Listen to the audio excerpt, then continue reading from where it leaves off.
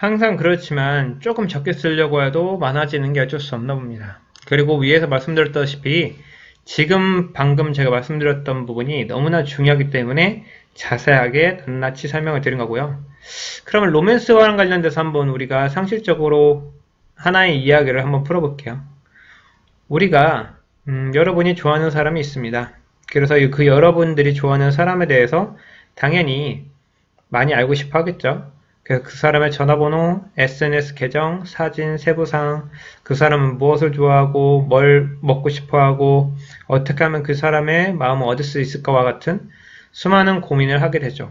물론 즐겁고 설레는 마음으로요. 그리고 그 사람이 나를 부담스러우면 어떻게 할까, 어렵게 생각하진 않을까 해서 조심스럽게 아주 천천히 그 사람의 반응을 살펴가며 다가갈 것입니다. 천천히 단계를 밟아 나가는 거죠. 아껴주고 싶고 너무 소중하고 중요하기 때문이죠. 사실은 이와 같이 자녀 또는 학생이 공부에 빠지는 과정을 위해서 부모님들께서 해주셔야 되는 역할입니다. 공부라는 싫어하는 과목을 좋게 만들기 위해서는 우리가 어떤 사람이든 어떤 대상을 좋아하는 과정과 동일하다는 거죠. 그런데 우리는 무작정 뭔가 싫어하는 것을 좋아하게끔 하는 강요하는 부분이 있다는 겁니다. 그리고 우리가 이런 것들을 무의식적으로 하고 모르는 사이에 아이에게 주입하기 때문에 아이가 공부에 대한 흥미, 공부 정서를 망치게 된다는 거죠. 그럼 다음에 두 번째 상황이 있습니다.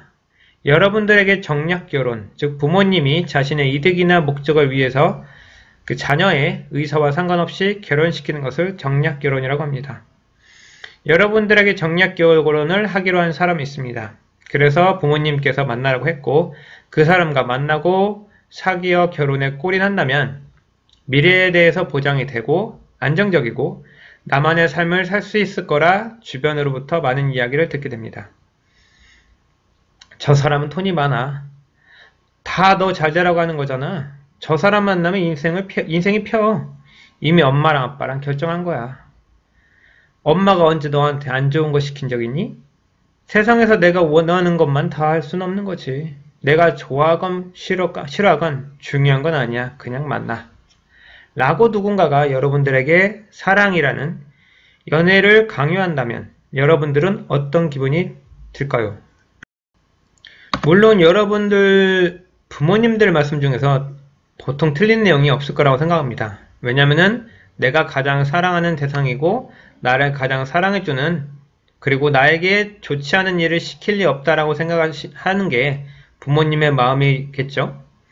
그래서 우리는 자연스럽게 우리가 원치도 않고 결정하지도 않았지만 공부의 세계에 발을 들여놓는 것과 같습니다.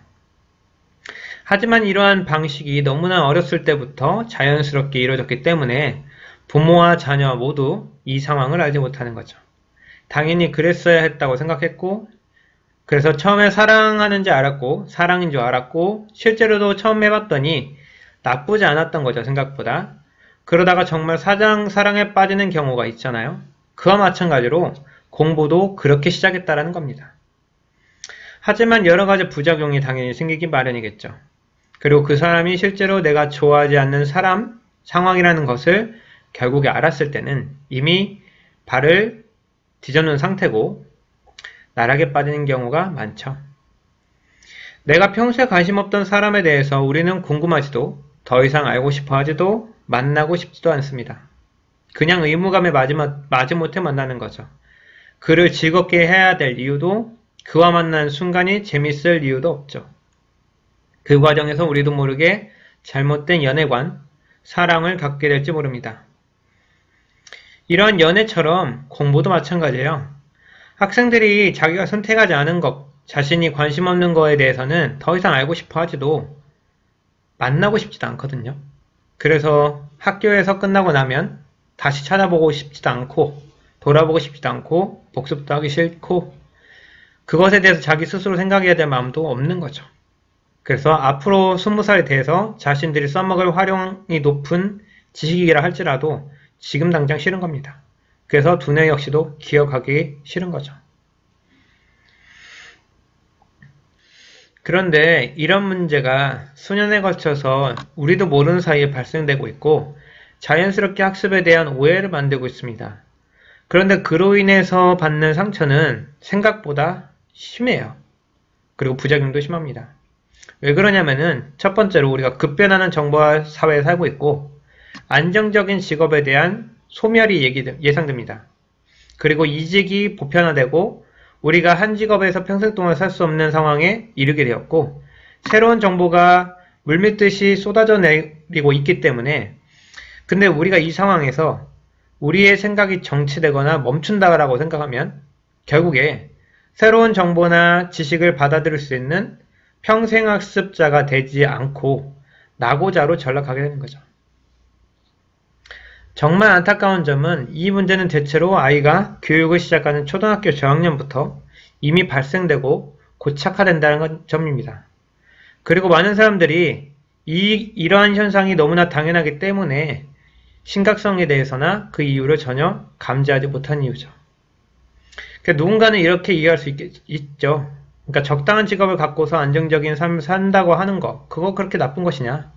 라고 할 수 있겠지만 우리 인간이 태어난 이유가 안정적으로 살기 위해서, 생존을 위해서 산다라는 것이라고 하면 조금 살아가는 의미가 있을까요? 그래서 위에 제시한 항목들, 학생들이 학습으로부터 멀어지게 되는 이유, 그리고 그와 관련돼서 제시된 질문들을 여러분들이 역으로 활용하시면 여러분 또한 공부를 통한 즐거움을 누릴 수 있는 사람 아니면 그러한 자녀를 키우실 수 있다고 자신합니다. 어떻게 하면 될까요? 라고 할 때 첫 번째, 아이 선택권 보장하기, 아이 현재 상태 점검하기, 아이의 관심 분야 활동, 영역 관찰하고 확장하기입니다. 이와 관련돼서는 제가 다른 블로그나 영상에서도 충분히 많이 말씀을 드렸어요. 그래서 고리대 작가님의 5가지 인성을 만드는 방식 중에서 동굴 깊이라는 컨텐츠랑 두뇌 엔진에서 충분히 많이 다뤘고요. 이와 관련돼서는 다음과 같이 일상에서 할 수 있는 활용성 높은 활동들을 적어봤습니다. 근데 이와 관련돼서도 다른 영상이나 컨텐츠에서 더 자세하게 다루고 있기 때문에 여러분들이 이 내용에 대해서 한번 쭉 보시고 혹시라도 질문이 있으시다면 댓글을 달아주시면 제가 자세하게 설명을 드릴 수가 있습니다. 다시 한번 말씀드리지만 공부 로맨스, 공부 정서는 자녀에게 공부를 사랑하게 하는 방법을 느끼게 해주는 것, 이것을 말합니다. 만약 부모님들께서도 공부에 대해서 좋지 않은 기억이나 상처를 가지고 계셨다면 본인이 이전에 해왔던 방식과 주변에 행해지는 교육에 대해서 의문이 제기되신다면 우리 아이가 공부를 하면서 행복하고 있는지 그 표정은 어떤지를 한번 잘 관찰해 보셔서 한번 진지하게 우리 아이의 공부 정서는 어떤지 생각해 보시면 좋겠습니다. 우리 아이들은 미래의 소중한 사회의 구성원이고 우리 아이들을 통해서 우리 어른들의 밝은 미래가 보장되기 때문에 무엇보다도 우리 아이들에게 올바른 가치관을 선물하는 것이 우리 어른의 역할이 아닐까 생각이 듭니다. 추가적인 정보로 밑에 고리들 작가님의 동굴의 깊이와 관련된 컨텐츠와 그리고 책 두뇌 엔진에 대한 내용들을 실어봤으니까 추가적으로 의미 중독, 공부는 어떻게 빠지는가에 대한 내용까지 한번 살펴보시면 좋겠습니다. 감사합니다.